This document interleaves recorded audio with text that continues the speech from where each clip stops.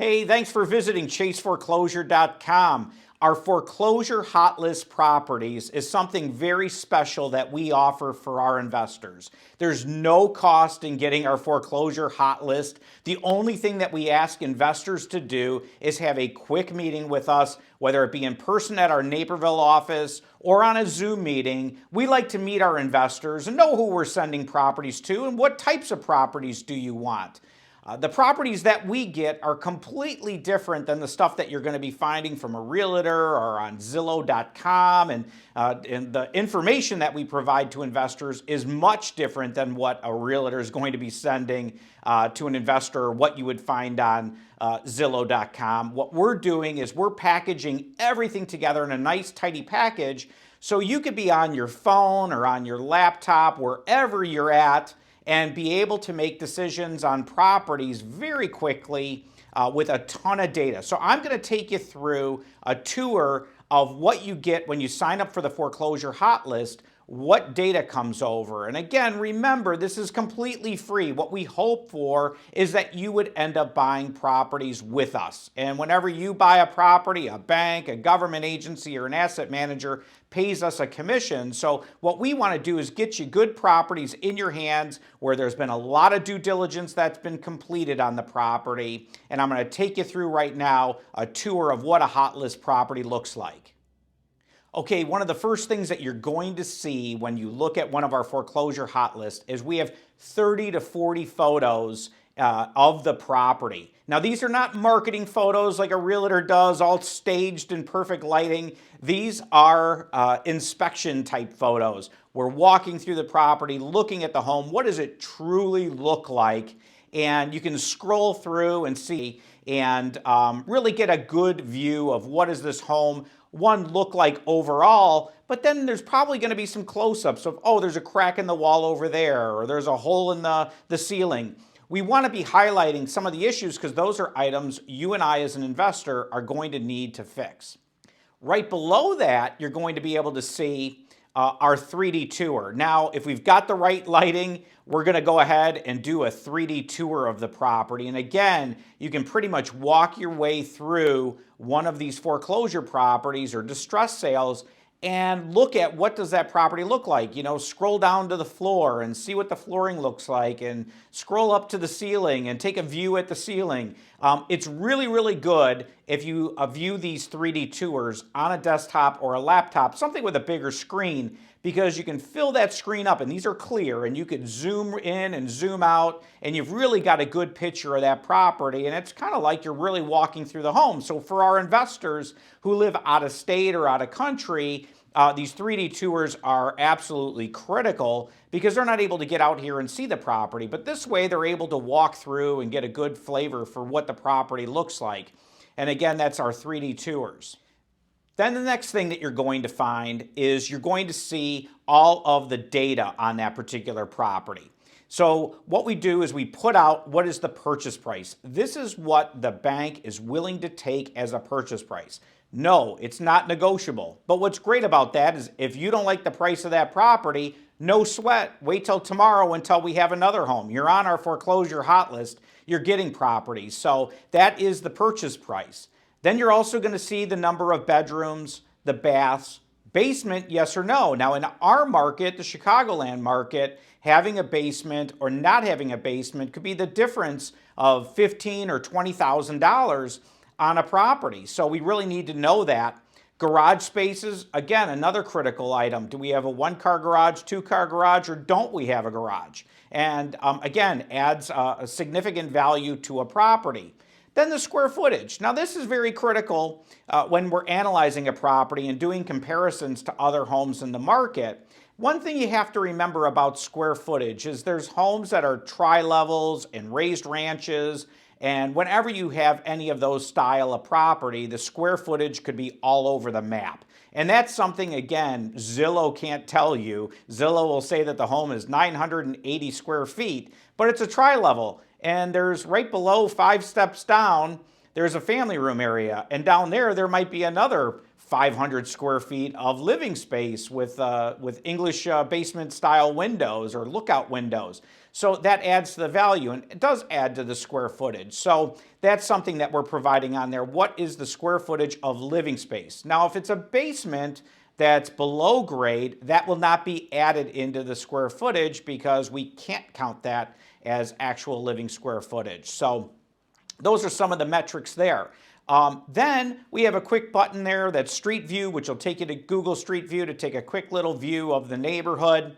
There we have another button called Comps. Comps is going to be the comparable sales that are within that neighborhood. Now we try to stay right in where the subject property is located, and we try to go back as far as 3 months. If there's not enough sales in the area, we will go back as about far as 6 months as the maximum of where we'll pull comps. And if we're in an area where there are low sales, we'll go out a little bit outside of the neighborhood. But in most cases, being in the Chicagoland area, we're pretty densely populated and the houses are very close together. We should be able to have comps within the last 3 months and right in the neighborhood where the subject property is located.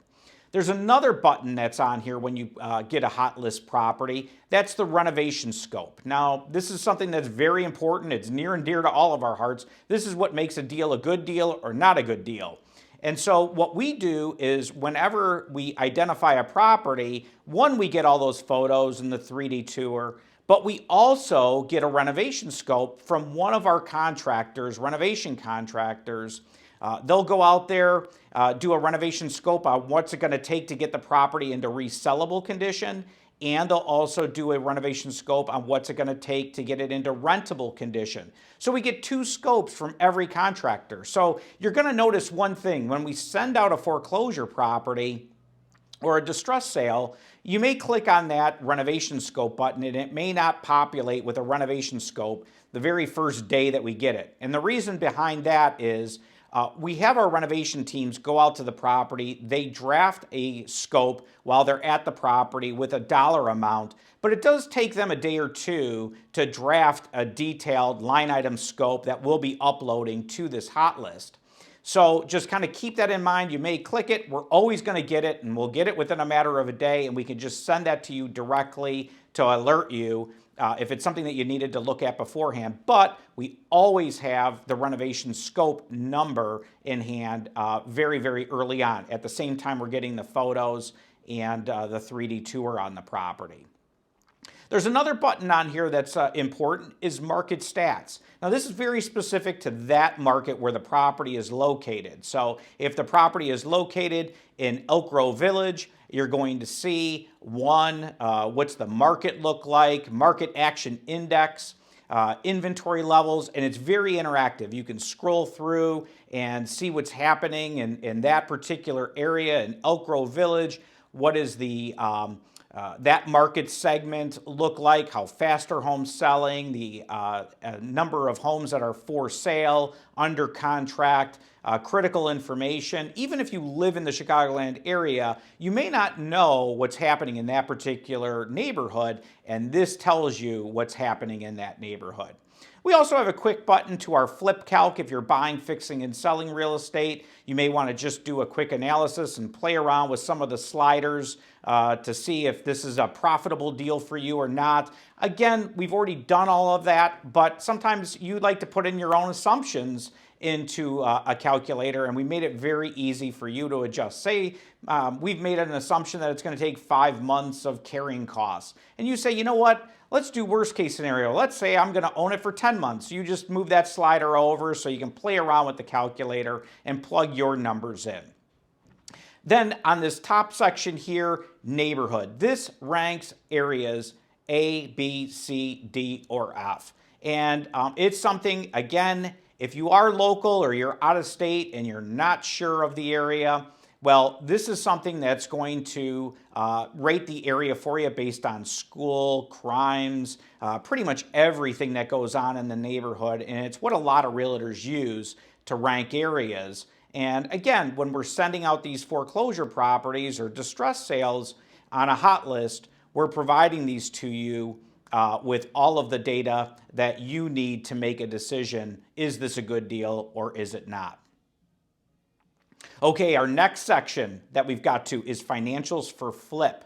Now, these are the numbers that you need as an investor if you're going to be buying, fixing, and selling real estate. So we're going to be providing to you, one, the purchase price. That's, again, a fixed number. You know that's what you can buy the property. That's the in price. Then we have renovation scope. That, again, is based on from our renovation team. They've already gone through the property and drafted a renovation scope to get the property into resellable condition. We have property taxes on there, very critical in making a decision on is this a good deal or not. Then we have the after rehab value. That is, what is the property really worth all fixed up, cleaned up? And again, you could go back up to the first section, look at the comps and review. That's how we came up with our after rehab value. We also include a monthly association, if that may be any dues that would be on a particular property. I would say a majority of the homes that we get do not have a homeowners association, but occasionally they do, and we have that information there. And then below, it says estimated profit flip. Now, again, this profit is based on an investor doing a cash purchase. So if you're going to be financing, we would need to subtract any interest costs, any loan charges that are associated with a property. And I would say on your average purchase, that's going to be around $8,000 to $10,000. If you're going to be financing a deal, I would need to subtract off of the estimated profit. So in this case, the estimated profit is $51,878. I would say $41,878 would be a likely profit if an investor was going to be financing the property. So that is the financials for flip. Okay, the next step is financials for rent. In this section here, what we're trying to do is let investors know, is this property a good investment for rental? Using the BRRRR strategy or the BRRRR V2, buying the property, renovating it, getting it rented, refinancing it, getting your cash back, and having the funds available to go out and buy another property. And so there's some key points in here that every investor needs to know, and we've put that all together in this section. So the first thing that you're going to see is the monthly projected rent. That's based on comparables in that area for the last 12 months. And you're going to be able to see what the properties rent for in that particular area. The next section is rental rehab estimate. And on this line, that is the renovation team that's gone out to the property. They looked at the home. They, one, gave us a renovation scope to resell it. They've also given us a renovation scope to get it into rentable condition. Now, you're going to usually find that this number is less than what it's going to take to get the property into resale condition, because on a rental, we don't have to put in all the new items and we don't have to put in some of the luxury finishes inside the property like we would on a resale. So on a rental, you're typically going to see this number to be a lower number than the resale rental rehab estimate. The estimated cash flow on the property, this is how much you're going to be cash flowing during the initial finance purchase. This is when you bought the property. You're getting it fixed up, you're getting it rented. That's how much you would be cash flow on a monthly basis if the property was rented. Not every one of our investors do a cash out refinance. So we want to let an investor know, hey, if you buy this home and you want to get it rented and you don't want to do a cash out refinance, what would the cash flow look like? But I would say a majority of our investors are looking at doing cash out refinances. And so right below, you're going to see the cash out refi stats. And there, we have the estimated cash flow after cash out refi. Below that, I have appreciation value. A lot of our investors want to project out for 5 years. That's 3% at 5 years. And how much cash out is available? Will an investor be able to cash out all their money? And so using this example here, you're going to see that it says negative $8,081. That means our investor was able to cash out everything, all their down payment, all their rehab, except for $8,081. So they were able to cash out almost everything, but not every single penny was able to be cashed out. So we want that number as close to zero as possible, and this would fall in line as a reasonable amount of cash being left inside of a property. So if you do your return, and I can't do it in my head standing here right now, but looking at, I have only $8,000 in an investment and I'm making $220 a month in positive cash flow. We could do the return. The return is very good as a result, and you have very little of your funds tied up inside the home. So the only action that you need to take at this point is make sure that you sign up on chaseforeclosure.com for our hot list. We will reach out to you by scheduling a Zoom or an in-person meeting, and I think you're going to find it worthwhile meeting with us versus just getting a list of properties sent out to you, because what we want to do is build a relationship with our investors. And I've been doing this for 26 years, and I've got clients I've been working with for as long as I've been in the business, and it is a relationship business. So it is something that I think we find very, very important, that we get to know each other and start getting you the right properties and helping you build a business. Thanks.